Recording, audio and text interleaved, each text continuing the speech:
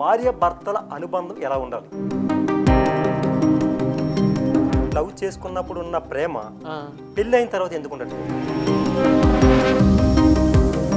అమ్మ గొప్ప, భార్య గొప్ప? ప్రశ్నలతో సంధిస్తున్నారండి. అన్ని భవబంధాల కన్నా భార్య భర్తల బంధానికి అగ్రస్థానం ఇచ్చారండి. అది దివ్యమైన మరియు పవిత్రమైన బంధం.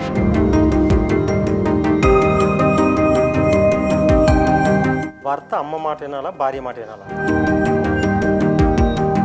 ఆడవారు బంగారం లాంటి వాళ్ళు. మనం ఎక్కడ పడితే అక్కడ బయట పెట్టలేము కదా బంగారాన్ని. అదే మగవారు చెట్టు లాంటి వాడు. చెట్టు ఎలా ఉంటుంది? చెట్టు బయట పెట్టాలి, ఇంట్లో పెట్టుకోగా. You lost a item or thing, there itself we have to search. Instead of searching there, so you are beating around the bush. Instead of beating around the bush, you have to beating inside the bush.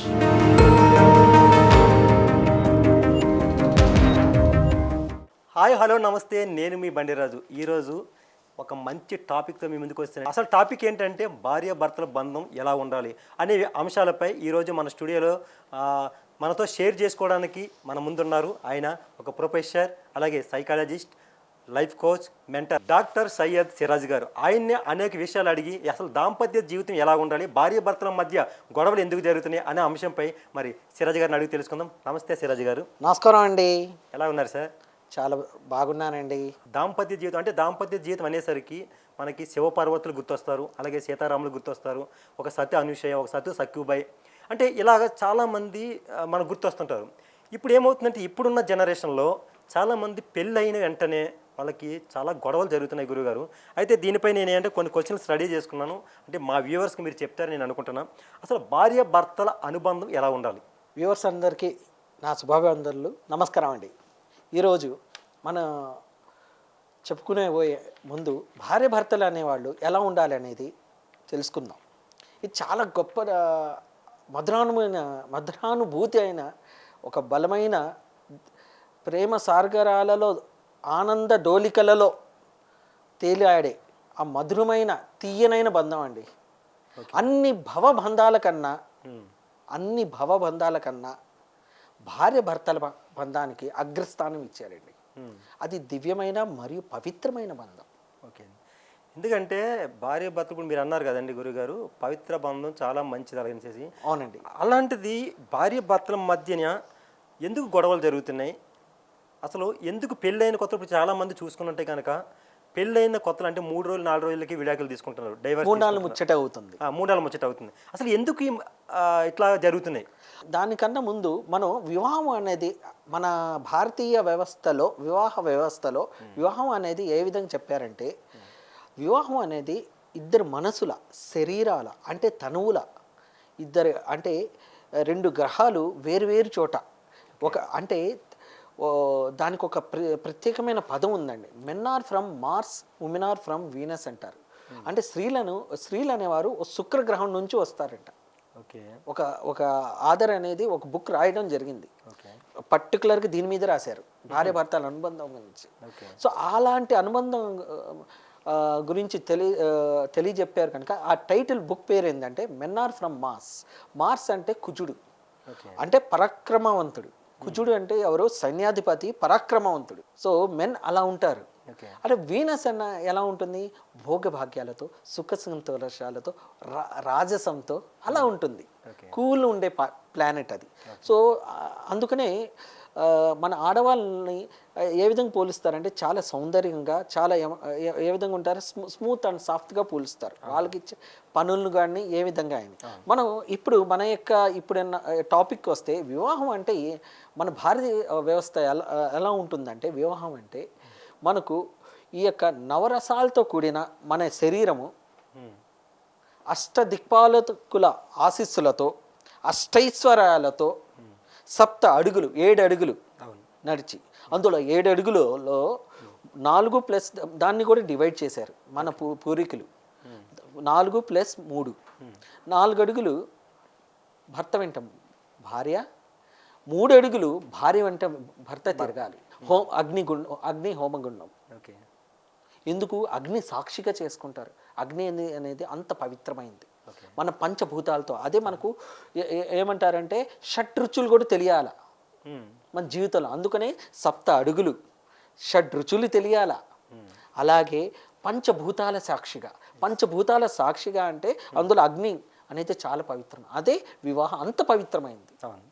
అలాగే 4 అంటే 4 దిక్కులు. మనం ఎక్కడికి వెళ్ళినా కూడా భర్త నీకు ఆమె క్షేమం నేను కోరుతున్నాను, నీతో పాటు నేను ఉంటున్నా. అందుకని అంటారు అర్ధేచ కామేచ మోక్షేచ నాతి చరామి అంటారు. ప్రమాణాలు చేస్తారు వివాహ బంధంలో. సో ఈ విధంగా 4 ఇవి ధర్మ పాదాలు అంటారు వాటిని. అలాగే త్రికరణ శుద్ధిక, మనసా వాచా కర్మణగా, మనసా వాచా కర్మణగా ఒకరినొకరు ప్రమాణం చేతిలో చేసి 2 మనసులు ఏకం చేసేది, ఒకే ఆత్మగా చేసేదే అదే వివాహ బంధం.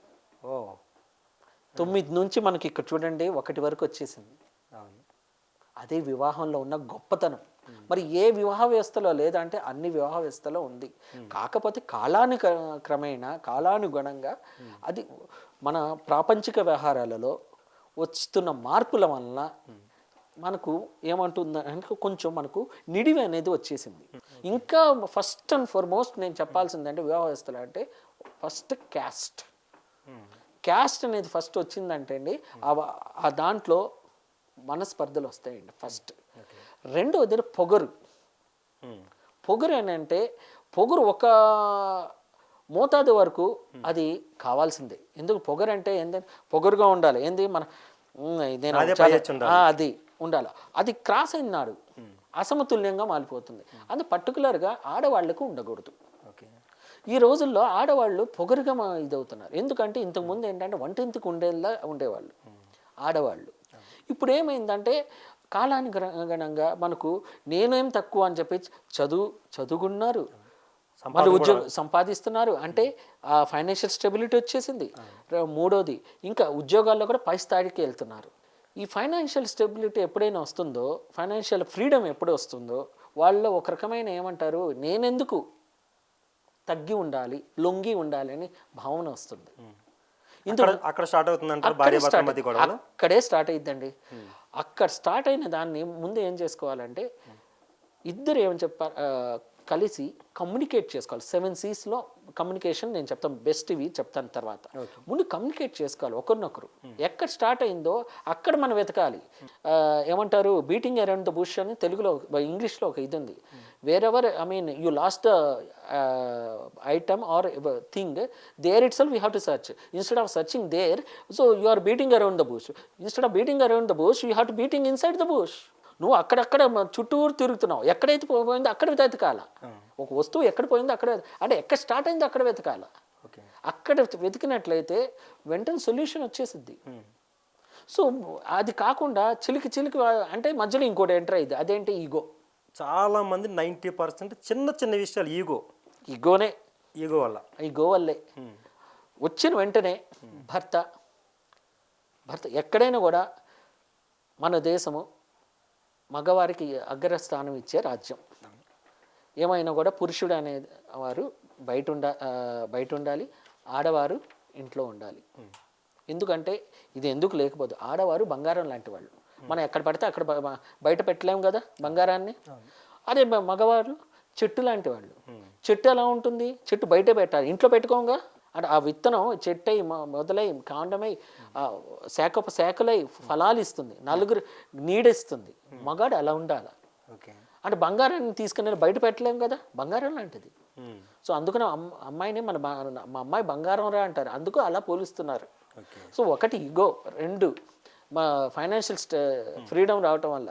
మూడోది విషయం వచ్చేసి వాళ్ళలో నేనేం తక్కువ అని చాలా లేట్ మ్యారేజెస్ కూడా దీనివల్లే అవుతున్నాయండి.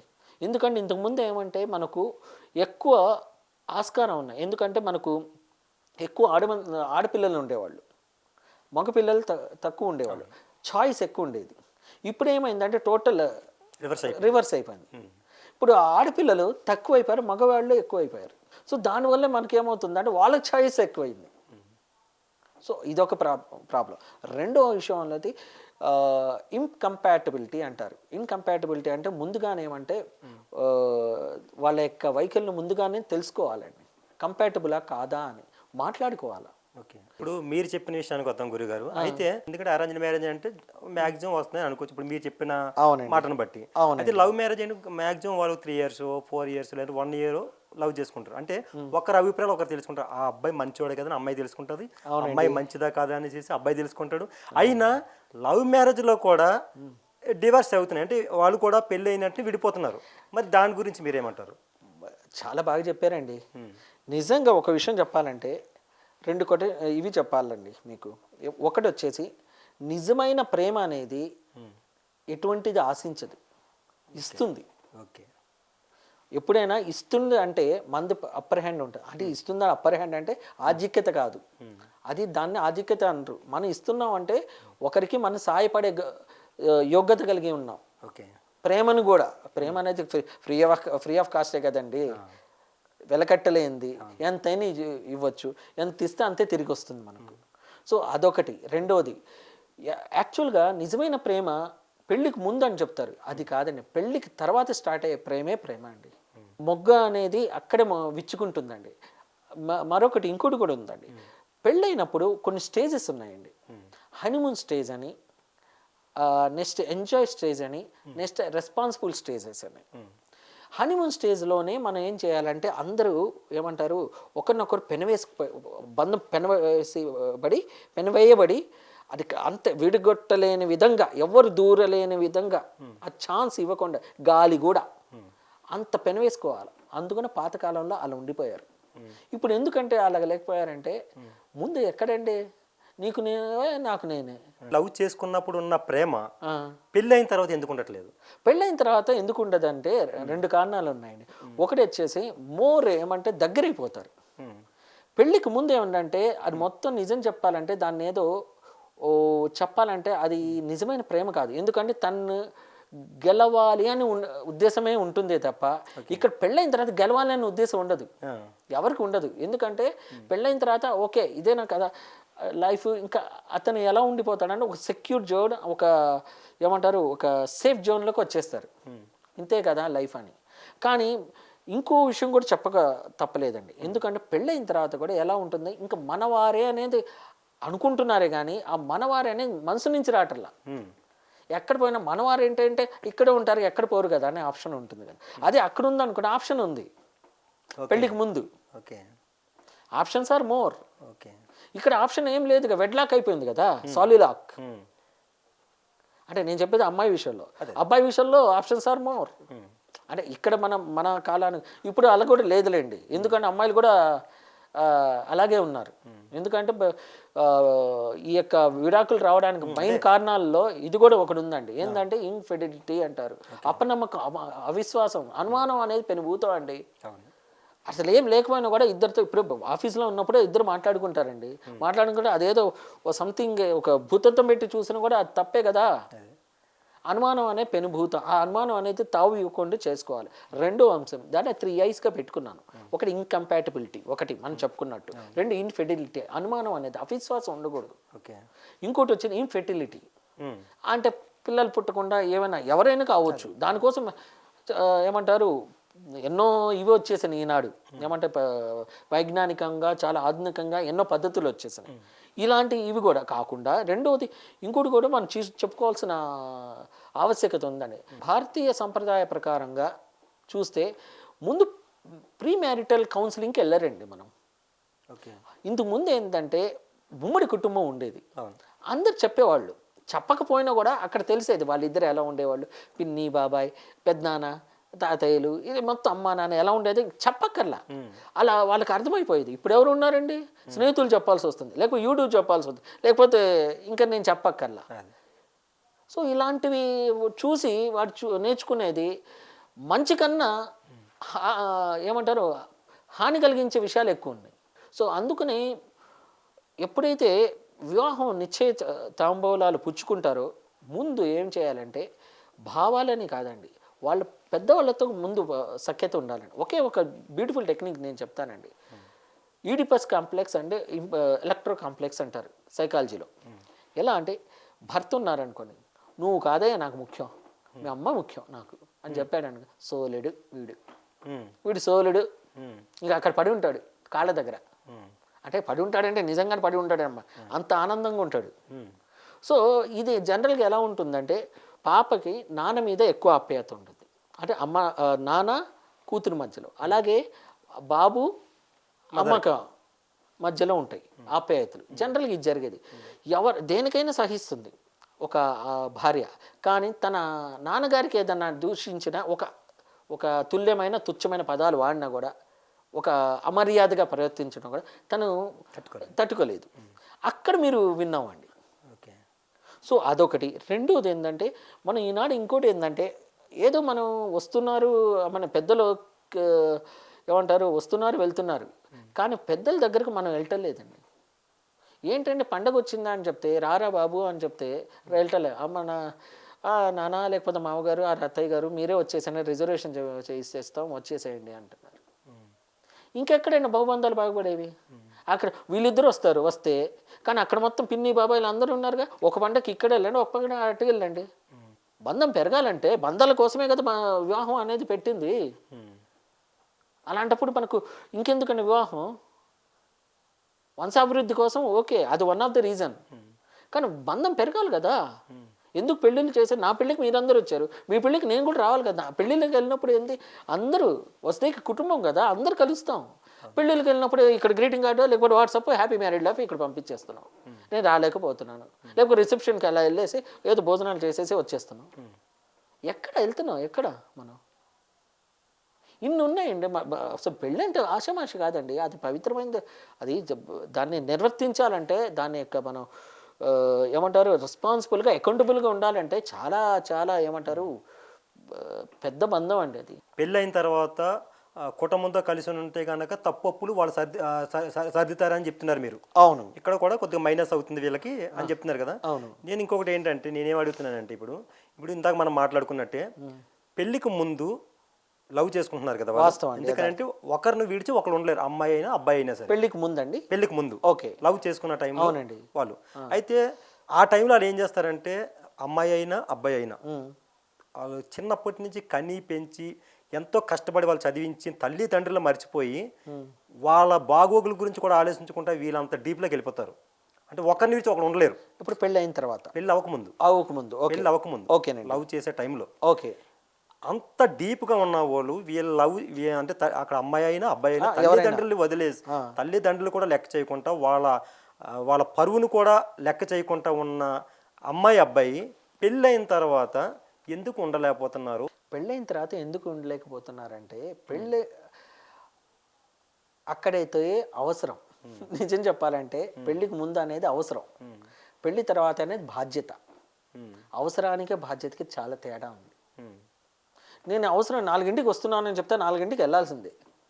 ఇక్కడ 4ంటికి నేను వస్తానంటే ఏముందిలే నా భార్య కదా అని చెప్పేసి వాళ్ళు ఉంటున్నారు. నువ్వు బాధ్యతగా 4ంటికి నువ్వు రాలేకపోతే ఒక ఫోన్ చేసి, అమ్మా నేను ఇంకొక గంటలో వస్తానే, నాకు నా బాస్ ఈ పని ఇచ్చాను, ఒక రెస్పాన్సిబుల్గా చెప్పావు అనుకోండి, రెస్పాన్సిబిలిటీ అదే. అక్కడ నువ్వు చెప్పలేవు. ఎందుకు? అమ్మో నా ప్రియురాలు వేరే వాళ్ళకి వెళ్ళిపోతుంది అనే ఉద్దేశంతో అక్కడ ఆ విధంగా ప్రవర్తిస్తాడు. ఇక్కడ అలా కాదు కదా, ఇక్కడ బాధ్యత అనేది లేదు కదా. అక్కడ బాధ్యత ఉంది విత్ అవసరం, ఇక్కడ అవసరం లేదు.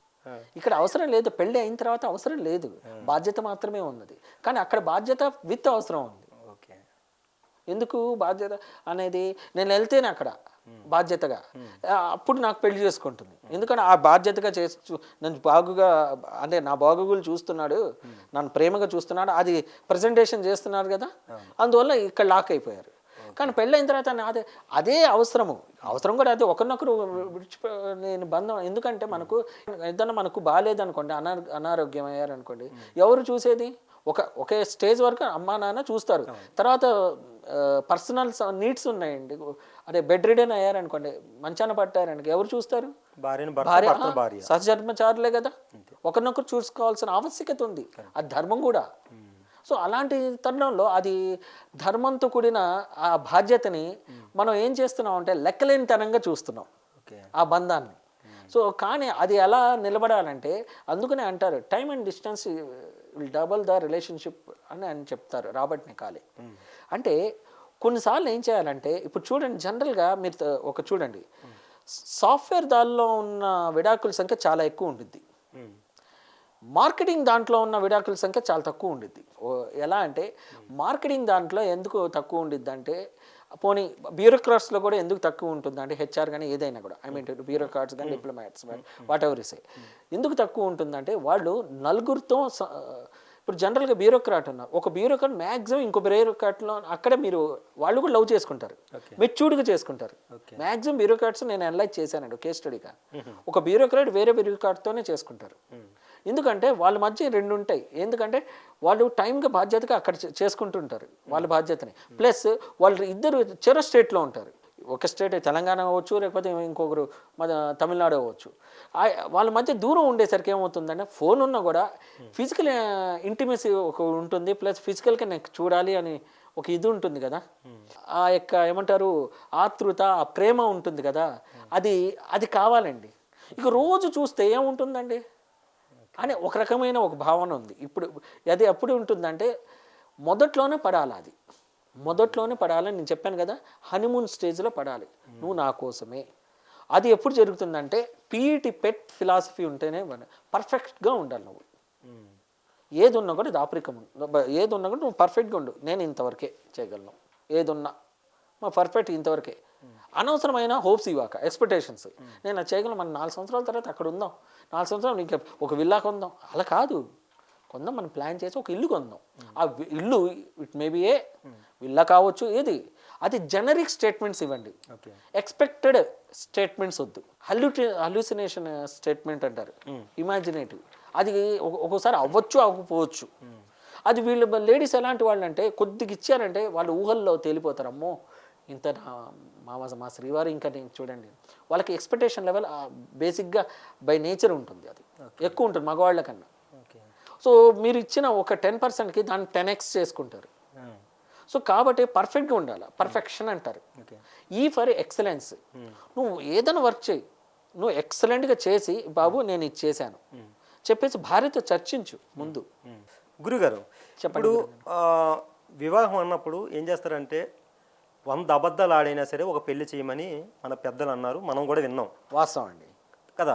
అయితే పెళ్ళి అయిన తర్వాత ఆ అబద్ధాలు తెలిసిన తర్వాత వాళ్ళిద్దరి మధ్యన గొడవలు స్టార్ట్ అవుతున్నాయి అంటే అది ఎంతవరకు మంచిది, ఎంతవరకు సమంజసం? మీరు మంచి క్వశ్చన్ వేశారండి. అబద్ధం అంటే అర్థం ఏంటంటే ఆపద ధర్మం, ఆపద కాలంలో ధర్మంగా చేయాలి, అధర్మంగా చేయకూడదు. ఆపదలో ధర్మంగా చేయాలి, మామూలుగా ధర్మంగా ఉంటాం, ఆపదలో ఎంత ధర్మంగా చేయాలి, కొంచెం ధర్మం తగ్గాల.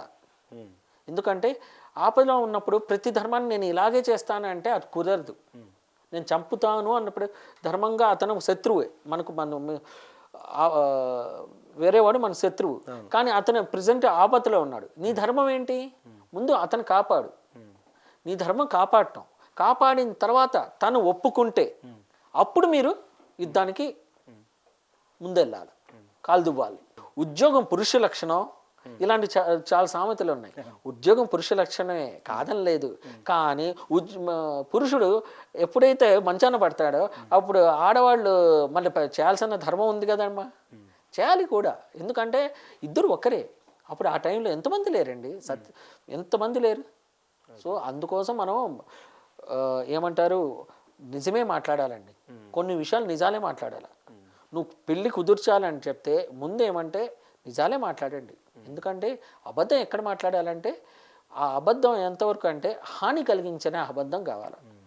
తర్వాత వాళ్ళకి ఏమంటే ఇద్దరు 7 అడుగులతో మంచి ఒక 2 కుటుంబాలు కలుస్తున్నాయి, 2 మనసులతో పాటు కుటుంబాలు కలుస్తున్నాయి, 2 వ్యక్తులు కాదు ఇక్కడ కలిసేవి వివాహ బంధాలు, మనసులతో పాటు కుటుంబాలు కలుస్తున్నాయి. అలాంటి ఒక అబద్ధం అనేది 2 కుటుంబాలని ఏమంటారు రోడ్డుని పడేస్తుంది.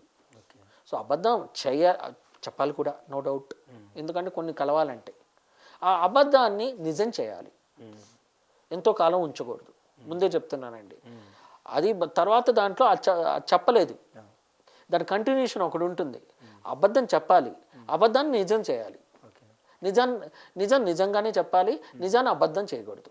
ఏడుపు ఎవరికైనా ఏడుపే, వాస్తవం అండి. ఆకలి ఎవరికైనా ఆకలే, వాస్తవమే. కదా సార్. అయితే ఇక్కడ ఏడ్చే మగాడిని నవ్వే ఆడదాన్ని నమ్మకూడదంటారు.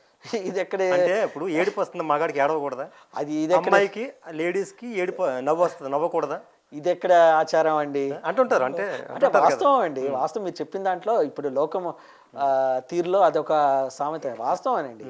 ఇప్పుడు జనరల్గా మనకు ఏదన్నా మనకు దెబ్బ తగిలితే ఎవరికైనా కన్నీళ్ళు వస్తాయండి, బాధ కలిగిద్ది. ఇప్పుడు ఏడ్చిన బాధలో ఉన్నప్పుడు ఏడ్చినప్పుడు అది నటిస్తున్నారని అసలు వీడిని నమ్మకూడదని చెప్తే అది తప్పు కదా.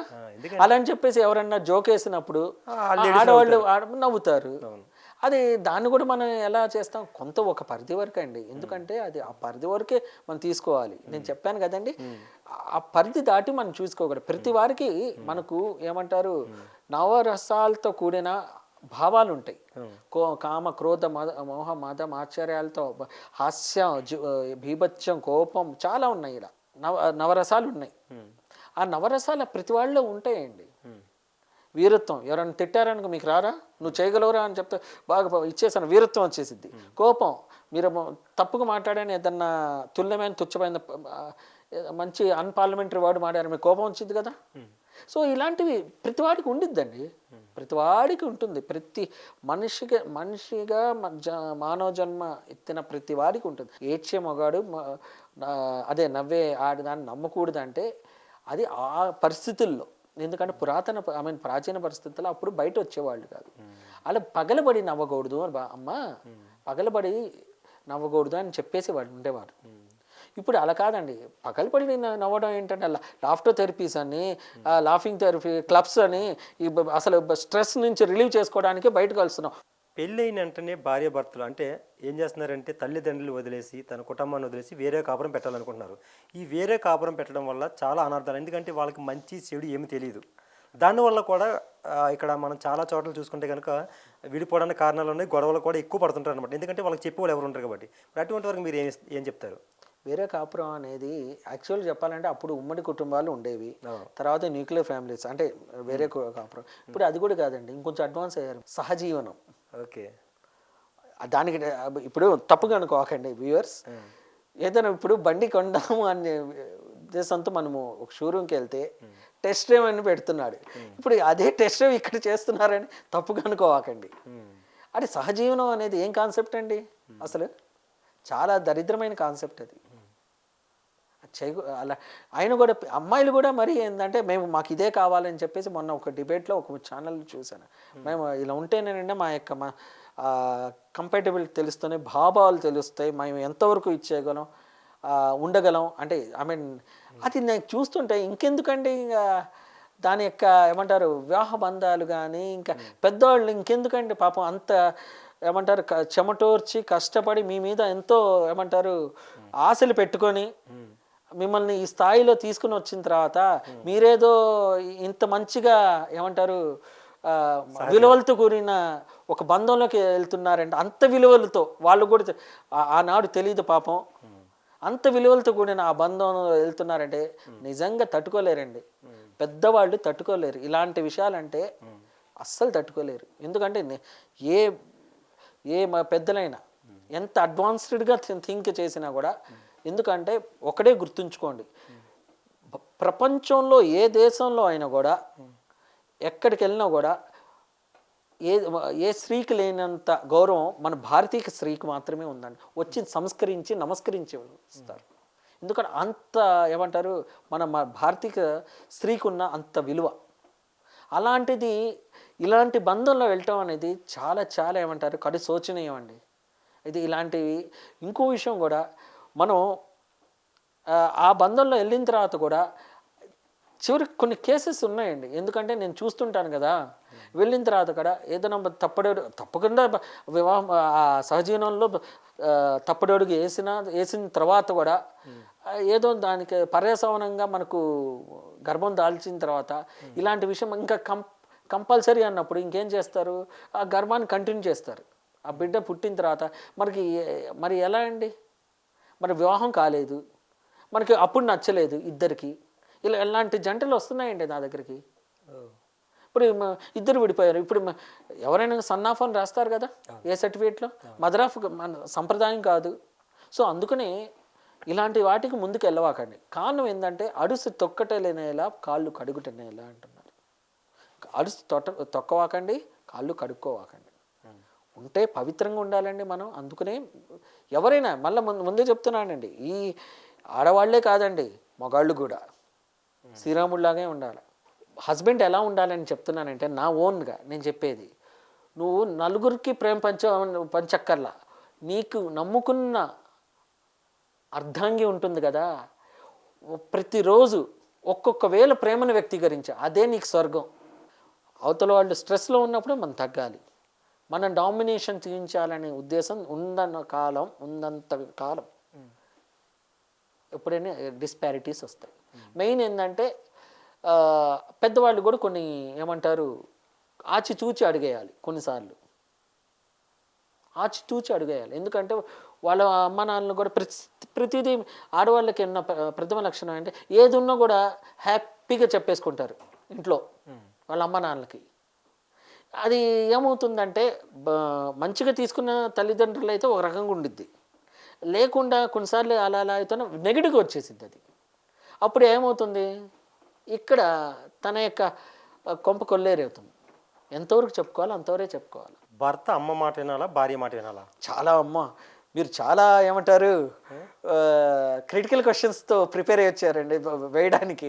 భర్త అమ్మ మాట వినాలా, భార్య మాట వినాలా అని చెప్పే ముందు నేను ఇంకో స్టేట్మెంట్ చెప్పాలనుకున్నాను నా జీవితం నుంచి. చెప్పండి. భర్త అనేవాడు ఎలా ఉండాలంటే అమ్మ దగ్గర నిజం చెప్పాలి, భార్య దగ్గర నిజాయితీగా ఉండాలి. ఈ రెండు పాటిస్తే ఎక్కడేం ప్రపంచాలు ఉండవు, ఎక్కడేం ప్రాబ్లమ్స్ ఉండవు. అమ్మ దగ్గర నిజమే చెప్పాలా. నిజం అంటే బాబు ఎలా జరుగుతుందంటే అమ్మ బాగానే ఉంది, బాగా ప్రేమగా చూసుకుంటుందంటే అంతవరకే. ఇక్కడ ఏమన్నా ఉంటే స్వీట్ ఇవి ఉంటాయి, ఏమన్నా వచ్చినా కూడా ప్రపంచాలు వస్తుంటే అవి చెప్పకూడదు. నిజమే చెప్పాను కదా, అంతవరకు క్లోజ్. అది భార్య దగ్గర ఎలా ఉండాలి, ప్రతిదీ నిజాయితీగా ఒప్పుకోవాలా బాబు. ఎందుకంటే తన అర్ధాంగి కదా, అర్ధ పార్ట్, ప్రతిదీ చెప్పుకోవాలా. తను కూడా ఎలా ఉండాలా, స్వాగతించాలా. అమ్మ నాకు నా మొగుడే నా సొంతం, అన్ని ఏ దాపరికాలు ఉండవు. ఎలా ఉండాలంటే అప్పనమ్మకానికి తావు లేకుండా ఉండాలి. వేరే వాళ్ళు వచ్చి ఏదన్నా మీ భర్త గురించి చెప్పారనుకో, అమ్మ పోమ్మ, నా భర్త ఎలాంటి వాడు నాకు తెలుసు. ఇది ఉంటే మాత్రం భార్య కానీ అమ్మ కానీ ఇద్దరు ఏమంటారు, ఇద్దరు రెండు కళ్ళలాగా తీసుకోవచ్చు. ఇప్పుడు వాళ్ళ ఇద్దరిని వేరు చేయకూడదు, ఇద్దరు ఆడవాళ్లే. అమ్మ గొప్ప, భార్య గొప్ప, అది సందర్భోచితంగా చెప్పుకోవాలండి. తల్లి నీకు జన్మనిచ్చింది, అవును, భార్య నీకు తోడుగా ఉంటుంది. ఎవరు గొప్ప అనాలి? గుడ్ అండి, మంచి క్వశ్చన్ అండి. చెట్టు ముందా విత్తనం ముందా అన్నట్టుగా చెప్పారు. నన్ను చాలా ఇరకాటంలో పడేట్లు ప్రశ్నలతో సంధిస్తున్నారండి ఇవాళ. గురువారు, ఎందుకంటే మీరైతే కరెక్ట్ గా మా వ్యూవర్స్ చెప్తారనే ఉద్దేశంతో అడుగుతున్నాం, చాలా మిమ్మల్ని ఇబ్బంది పెట్టడానికి కాదు. కాదు మంచిదే, మంచి క్వశ్చన్ ఇది. కాకపోతే ఏంటంటే భార్య గొప్ప మా అమ్మ గొప్ప అని చెప్పే ముందు భార్య అనే ఆ యొక్క ఏమంటారు అర్ధాంగి అనేవారు ఉన్నారే, ఫ్యూచర్ని మన యొక్క ఫ్యూచర్ని డిసైడ్ చేసే ఒక మంచి ఏమంటారు ఒక దిక్చూసి లాంటిది అమ్మ అనేవారు. ఆ దిక్చూసి వైపు వెళ్ళాలంటే అమ్మ కావాల్సింది. దిక్చూసి ఎవరు? భార్య. తీసుకుని వెళ్ళేవారు భార్య. అమ్మ ఎవరు? నేనే. నన్ను ఇచ్చారు కదా, నా ప్రాణాన్ని ఇచ్చింది ఎవరు? అమ్మ. ఈ ప్రాణాన్ని నెక్స్ట్ లెవెల్కి తీసుకువెళ్ళాలంటే భార్యనే కావాలా. కొంత స్టేజ్ వరకు అమ్మ చూసుకోగలదు. ఎందుకు? తనకు ఒక కాలానుగుణంగా తను కూడా ఏమంటారు వృద్ధాప్యం వచ్చేస్తుంది కదా, నేను మళ్ళీ సపరీలు చేయాలి కదా మనం కూడా. ఆ బాధ్యత మనకు ఉంది. మనకంటే నేను చెప్పేది నాకు, ఐ మీన్ టు సే భార్యకి, ఇద్దరికి ఉంది. సో కాబట్టి భార్య గొప్ప అమ్మ గొప్ప అంటే అది ఇద్దరు గొప్పలే. ఇద్దరికి ఇప్పుడు ఒకరు గొప్ప అంటే ఇంకొక గొప్ప కాదని కాదు, ఇద్దరు గొప్ప. ఇప్పుడున్న జనరేషన్ ఆడపిల్లలు, అవునండి, ఏవైతే చాలామంది మనం రోడ్ల మీద చూస్తున్నాం, అంటే అందరూ అని కాదు కానీ కొంతమంది మనం చూస్తున్నాము. అంటే వాళ్ళ డ్రెస్సింగ్ కానీ, వాళ్ళ స్టైల్ కానీ, వాళ్ళ బాడీ లాంగ్వేజ్ కానీ అంటే చాలా చూడటానికి కొంచెం బాగుండదు అనమాట. అది ఏమైనా సమాజంలో చాలా బ్యాడ్గా ఉంటుందా లేదా దానివల్ల యూజ్ ఏముంటుంది? ఓకేనండి, దానికి నేను ఒక బెస్ట్ ఇది చెప్పాలనుకున్నాను. నాకు అనిపించిందండి, కరెక్ట్ ప్లాట్ఫామ్ వచ్చింది, కరెక్ట్ మీరు సందర్భోచితంగా ఒక మంచి ప్రశ్న తో సంధించారు. ఇక్కడ ఫస్ట్ ఆడపిల్లలకి మనం కావాలి, ఐ మీన్ ఒక విలువలతో కూడిన ఒక మంచి జీవితాన్ని ప్రసాదించాలంటే ఒక తండ్రి ఈ వేషధారణ మనం అందుకనే అంటారండి, మన షేక్స్పియర్ 3 విషయాలు అన్నారు. ఏమంటే dress is index of the mind, face is index of the mind and walking is index of the mind. ఈ 3 కనుక ఉంటే అతని యొక్క నీ క్యారెక్టర్ నీకు నేను చెప్పేస్తాను. నువ్వు వేసుకున్న వేషధారణ బట్టి నేను నీ క్యారెక్టర్ చెప్పేస్తాను అన్నారు. నువ్వు ఎలాంటి వస్త్రం అనేది ఎలా ఉండాలంటే మన ఆహార్యం అనేది మన బాడీని కవర్ చేసేటట్టుగా ఉండాలి. ఇంతకుముందు మన దాంట్లో మన భారతీయ సంపదలో ఓణి పరికణీలు ఇలాంటివి ఉండేవి.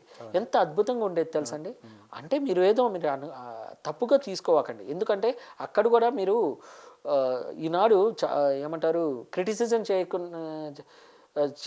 చేయకుండా ఉండలేకపోతున్నారు. ఎందుకంటే మనం చూసే చూపులో ఉంటుందండి. అందుకనే అన్నారు మా గురువు గారు, నోరు మంచిదైతే ఊరు మంచిదవుతుంది అన్నారు. ఆ సామెత ఏంటి, నోరు మంచిదైతే ఊరు మంచిదైతే. మా గురువుగారు నాకు వచ్చేటప్పుడు పంపించారు ఇక్కడ హైదరాబాద్కి. నీ నోరు మంచోడేరా, నీ నోరుతో పాటు నీ చూపు చక్కనిది అయితే నీ జగమంత మంది అన్నాడు. నువ్వు బాగున్నావు అంటానికి, నువ్వు బాగున్నావు అండి ఇలా అంటానికి చాలా తేడా ఉంది కదా. సో అదే పదం, చూపు కరెక్ట్గా ఉండాలి. చూపు కరెక్ట్గా ఉండాలి, మనసులో ఏముండాలి, చూపుని బట్టి మనుషులో ఏముందో చెప్పొచ్చు. సో వేషధారణ చాలా ఇదండి. మన వేషధారణ బట్టి పాశ్చాత్య వేషధారణకి అలవాటు పడిపోయారండి. ఇప్పుడు ఈనాడు చూడండి ఎంతమంది కామెంట్స్ చేస్తున్నారు ఆడవాళ్ళని, because of what, attires. Tan jeans అంటండి, అది అంతకోసం ఎందుకంటే ఇంకా కొంటాం. అది భార్య భర్తల మధ్య గొడవలు జరిగినప్పుడు ఎవరు ముందుగా సారీ చెప్పాలి? భర్త చెప్పాలా, భార్య చెప్పాలా?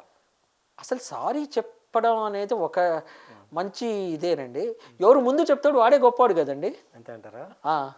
మా పెద్దనాన్నగారు చెప్తుంటారు, మా నాన్నగారు చెప్తుంటారు, మా నాన్నగారు కూడా చెప్తుంటారు.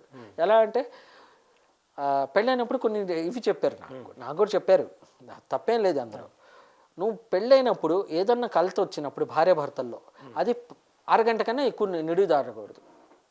అది దాటకుండా ఉండాలంటే ఎవరు సారి ముందు చెప్పారో వాడే గొప్పవాడు. అలా అని చెప్పేసి ప్రతిసారి వాడే చెప్తున్నాడు అనుకో అలవాటు పడిపోతాడు. ఆ యాక్షన్ వల్ల మనకు హ్యాబిట్ అయింది అనుకోండి, తప్పేం కాదు. ఒకసారి వల్ల ఒక మంచి బంధం ఇదవుతుంది అనుకోండి, మనసు గెలవచ్చు. ఇంకో విషయం కూడా చెప్పండి, ఒకసారి వల్ల ఎవరికో కాదు కదండి, ఎవరు చెప్పింది, నా భార్యకే నేను చెప్పాను, ఓకే కానీ సారీ ఏం నెక్స్ట్ ఏం చెప్తాను. ఇప్పుడు ఎన్నిసార్లు నేను కూడా సార్లు చెప్పలేదు, మా ఆవిడ ఎన్నిసార్లు నాకు సార్లు చెప్పలేదు. అలా చెప్పుకుంటూ వెళ్తే ఆ స్వీట్ మెమరీ ఉండాలా. ప్రతిసారి మనం ఏంటంటే ఒకే మూసలో వెళ్తే కాదు కదా, సారీ కూడా చెప్పుకోవాలా, థ్యాంక్స్ చెప్పుకోవాలా. చివరిగా ఒక ప్రశ్న అడుగుతాను, ఎందుకనంటే ఇప్పటి వరకు చాలా మంచి విషయాలు చెప్పారు. చాలామంది మా వ్యూవర్స్ కూడా మీ యొక్క గోల్డెన్ వర్డ్స్ వాళ్ళకి యూజ్ అవుతాయని అనుకుంటున్నాను నేను. చివరిగా ఏంటంటే ఇప్పుడు మనం ఫస్ట్ నుంచి చెప్పుకుంటూ వచ్చాం కదా గురుగారు, ప్రతి భార్య భర్తకి ఎక్కువ గొడవలు అవుతున్నాయి కదా. అసలు ఈ గొడవలు పడకుండా ఉండడానికి స్వీట్ అండ్ ఒక మంచి గోల్డెన్ వర్డ్స్ చెప్తారని నేను అనుకుంటున్నా. గోల్డెన్ వర్డ్స్ చెప్పడానికి ఏం లేదండి, నేను ఇంతకుముందు చెప్పిందే మళ్ళీ చెప్తానండి. పేషెన్స్ అనేది చాలా, ఎందుకంటే లేడీస్కి పేషెన్స్ ఉంటుంది, మగాడికి టాలరెన్స్ ఉంటుంది. ఓకే, రెండు ఉన్నాయి. ఇక్కడ ఏంటంటే సహనం, ఇక్కడ భరించడం కూడా సహనమే, ఒక రకమైన సహనం. ఓర్పు అంటారు, భరించడం అంటే భరించడం కాదు, ఓర్పు అంటారు. టాలరెన్స్ అంటే ఓర్పు. ఇక్కడ పేషెన్స్ అంటే సహనం. ఈ సహనంకి పేషెన్స్ ఇద్దరు మనకు సంపాదనలు మనం యూజ్ చేసుకోగలిగితే, మెయిన్ ఏంటంటే నెగిటివ్ థింకింగ్ రాకూడదు. ఫస్ట్ నేను చెప్పేది ఏంటంటే నెగిటివ్ థింకింగ్ అనేది రాకూడదు ఆలుమగల మధ్యలో. సూపర్ గురుగారు, నిజంగా మీ విలువైన సమయాన్ని మాకు ఇచ్చి ఎన్నో మంచి విషయాలు, అంటే భార్య భర్తల మధ్య ఎందుకు దాంపత్య జీవితాలు విడిపోతున్నాయి అనే అంశాలపై మంచి మాటలు చెప్పారు. Thank you so much. చాలా చాలా ధన్యవాదాలండి.